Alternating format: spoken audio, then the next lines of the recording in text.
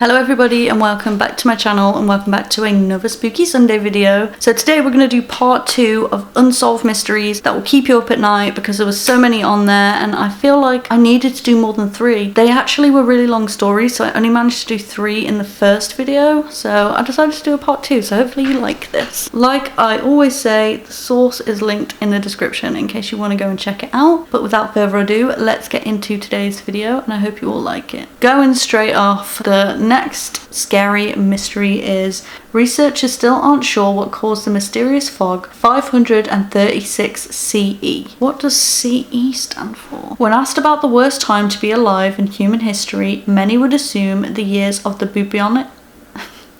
Bubonic? How the frick do you say that? Many would assume the years of the bubonic plague, which wiped out 1/3 of Europe's population, or the early 20th century, when the Spanish flu killed 50 to 100 million people, would top the list. But for many historians, the answer is actually 536 CE, the year of the mysterious fog. The fog of 536 CE caused complete darkness in Europe, the Middle East, and parts of Asia, day and night for 18 months. Byzantine historian Pro-Occupus wrote about the period, saying, "For the sun gave forth its light without brightness, like the moon during the whole year. The summer temperatures of that year dropped to the lowest they had been in over 2 millennia. It even snowed that summer in China. This marked the beginning of a decade of freezing conditions that halted the growth of agriculture across multiple continents, causing mass starvation and death. To mark matters worse, a bout of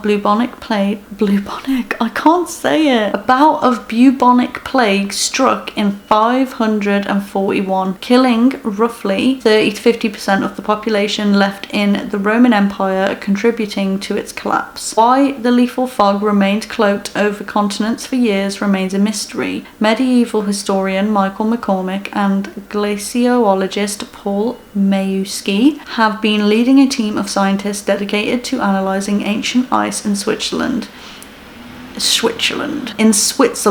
to find the answer. Their biggest lead is the hypothesized volcanic eruption in Iceland that spewed ash that blocked the sun." Jesus, I don't know what was wrong with me in that one. I just couldn't read it. I just kept saying blue ballonic and frickin' Switzerland.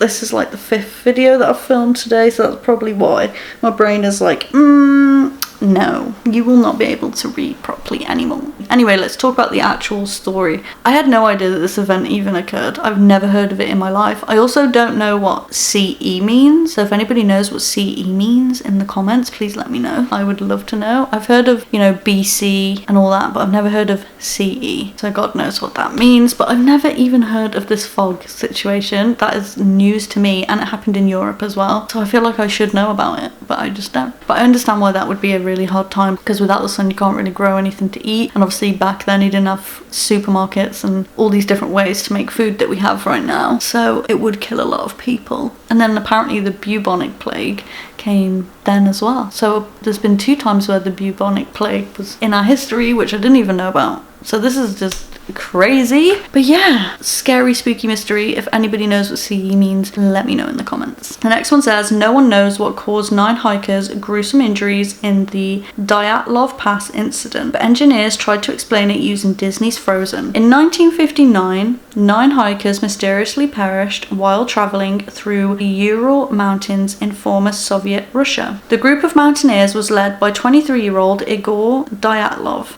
who was aiming to reach the peak of the mountain, Otorten. I'm really sorry if I'm pronouncing anything wrong. I think I'm pronouncing it right though, but just in case I am sorry. The event is now known as the Dyatlov Pass incident. Dyatlov brought along 8 hikers from his university sports club and told them he would send a telegram to the other members back on campus as soon as they returned from their trek. The club never received the telegram, and the 9 students were never seen again. An investigation was launched, and the hikers' bodies were found within within a few weeks. The strangest part of the entire incident was the state of the bodies. Investigators found brutal injuries on all of the hikers and said the trauma was similar to that of being struck by a speeding car. One of the hikers was missing their tongue and a few others were missing eyes. The case was quickly dismissed by the Soviet government as a result of inexperienced hikers dying of hypothermia or possibly an avalanche. In the decades since the incident, private investigators have been digging for the real answer of what happened. The Russian government reopened the case in 2019. Some have even searched for answers through the Disney animated movie Frozen. A group of engineers used the 3D animation code taken from avalanche simulation models in Frozen to recreate the Dyatlov Pass incident in an attempt to see the injuries one would sustain if hit by an avalanche. The engineers believe the simulation added further support to the theory that an avalanche occurred, as they found the phenomenon could handily break the ribs and skulls of people. So that's what I was thinking as well. I don't think it's hypothermia, obviously, because how are you going to lose a tongue and eyes from hypothermia? Unless there was animals and they started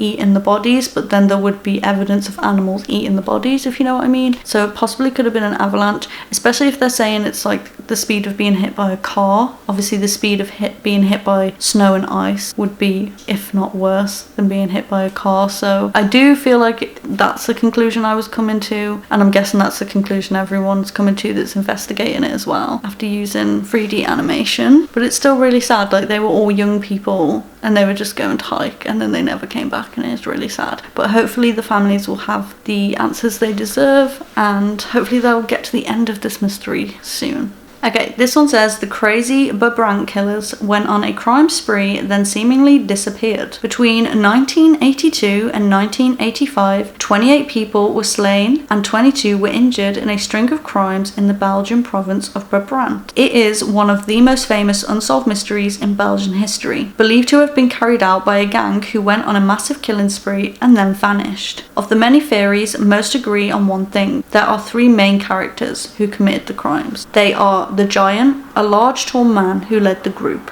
the killer or the shooter, and the old man, a man older than the others in the organisation who was in charge of driving the getaway car. It is also widely believed that the Belgian government was involved in the crimes, or was at least complacent in them. Some even believe that the targets were not chosen at random, but were people the government wanted to eliminate. This theory holds that the robbery aspect of the offences was a ruse, since the money the group accrued during their 3-year spree paled in comparison to the cruelty of their crimes. There is still an active investigation into the Babrank killers. However, investigators have very little evidence to go off, including one cigarette butt and a mysterious photo of a man holding a gun in the woods, which was mailed anonymously to the Belgian police in 1986. The person who sent it reportedly said that the person in the photo was very important to the case. In 2020, police released the photo to the public in the hopes of identifying the man. That's interesting that they believe that the government is in on it. I mean, I feel like if the government was gonna kill people, they would be less obvious about it. But then again, it's 1986, so I don't know if their mindset's changed then to now. But I don't know, I just feel like if the government were gonna kill someone, it would be quieter, it wouldn't be as obvious, so that people will start investigating it and wondering what happened to try and find out and stuff. But you never know, maybe that's what they wanted to do if the government is involved. But it's just really weird that so many men can just disappear and kill so many people for basically nothing. But you know, killers kill people for nothing all the time. Killers kill people because they like killing people, and that is the main part of their objective. They just like to kill people and they like the feeling of it. So maybe the people that were robbing people, their main focus was just to kill someone and they took money just for the sake of it. You never know. But yeah, I don't know, I just think it's really weird. It's just a really weird case. Let me know what you think. Anyway, I'm gonna end today's video here. Like I said, there's still so many on that list if you want to go and read it, so the source is linked in the description. But I hope you liked the video. If you did, please remember to smash a massive thumbs up, remember to subscribe, and until next time, I will see you all soon. Peace.